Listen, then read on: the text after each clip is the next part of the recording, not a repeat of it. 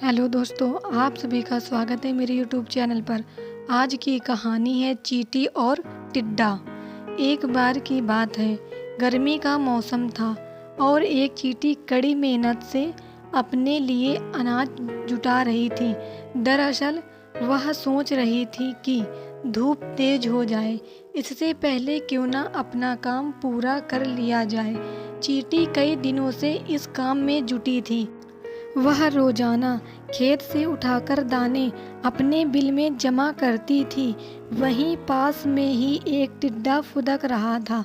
मस्ती में वह नाच रहा था, गाने गाकर जिंदगी के मजे ले रहा था।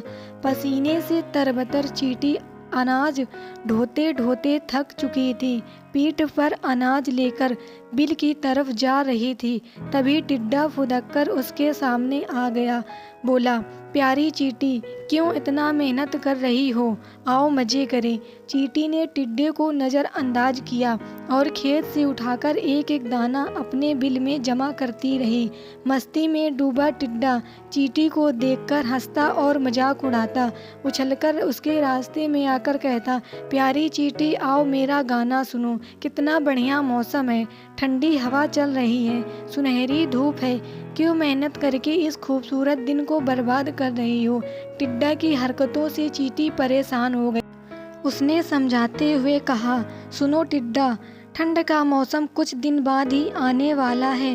तब खूब बर्फ गिरेगी, कहीं भी अनाज नहीं मिलेगा। मेरी सलाह है, अपने खाने का इंतजाम कर लो। धीरे धीरे गर्मी का मौसम खत्म हो गया। मस्ती में डूबे टिड्डे को पता ही नहीं चला कि गर्मी कब खत्म हो गई। बारिश के बाद ठंड आ गई।